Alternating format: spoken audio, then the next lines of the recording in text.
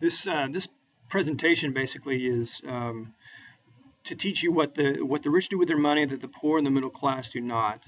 What you'll see is we're going to look at these cash flow quadrants. You got income, expenses, assets, and liabilities or debt, and the differences in all of these classes of individuals. The poor tend to follow a fairly miserable model. Money comes in, money goes out in expenses, and they will actually increase they'll take out debt and in numerous forms in order to meet their expenses. They get caught in a vicious cycle because the debt adds to their expenses in terms of interest, and they can never get out. It's pretty bad. Middle class is not too different. Money comes in, money goes out for expenses. However, the middle class will tend to take out liabilities, take out debt in order to purchase assets. These aren't income generating assets, they're assets that are in pursuit of a lifestyle. If there's any money left over, the middle class will tend to address their debt, try to pay down their debt. You'll see that the cash flow for the rich is a lot different here. Money comes in, and instead of immediately addressing their expenses, the rich, and this is a true fact, the rich will actually use their income to buy assets that are themselves generating incomes. We call them IGAs, income generating assets. They will actually take out debt mostly in terms of mortgage. They'll take out debt in order to acquire those income generating assets because they're income generating.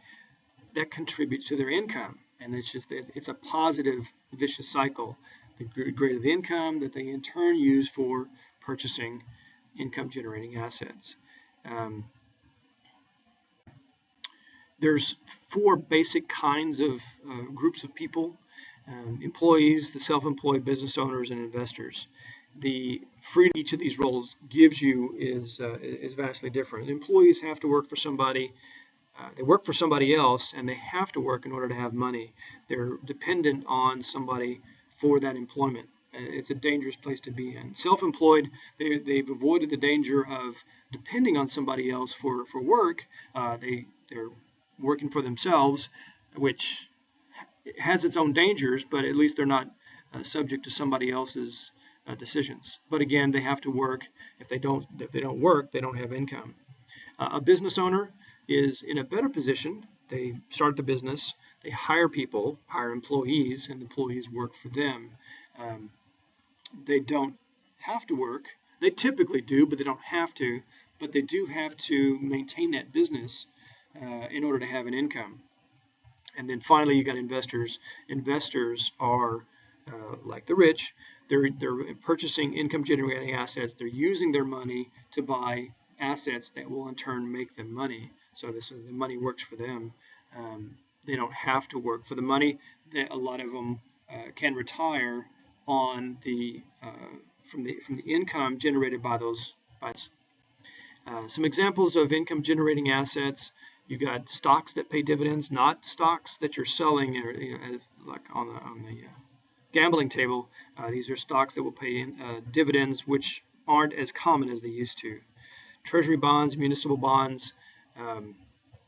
These are much longer term investments. Businesses, and then finally real estate. And we actually focus mostly on real estate. This list is not exhaustive, obviously. It's just some examples of income generating assets. I'm going to focus mostly on real estate because, and we'll get to the benefits of owning real estate, you do get the cash flow from the rentals. You can generate income by improving a property and then selling it. Now you do have to hold it, I think, for 90 days. You used to be able to turn around and sell it within a few weeks, and now you have to hold it for 90 days.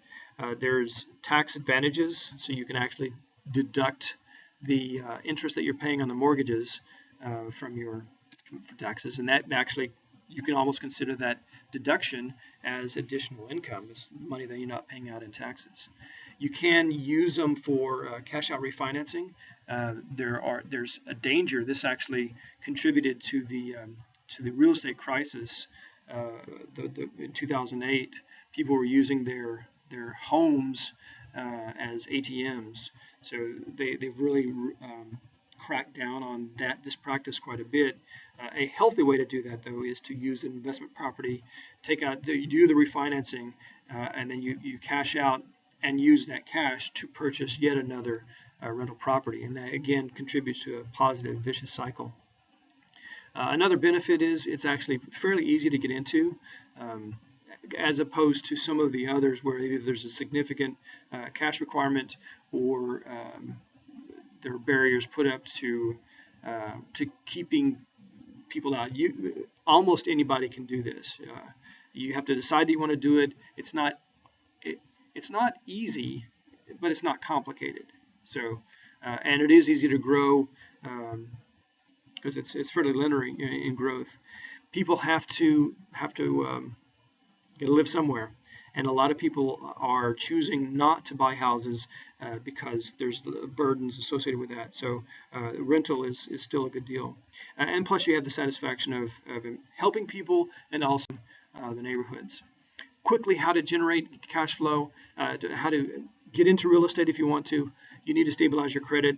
The better your score, the less you're going to pay in interest, and the more attractive it becomes. You do have to start as an investor. You have to come to the table with 25% down. It used to be easier, but now they've pretty well stabilized that as a requirement. So you don't have to necessarily have the 25%. You need to have access to resources that you can use that for. Lines of credit, hard money lenders, angel investors. I actually am borrowing money from some friends and then paying them interest for the use of their money. It's just something I do.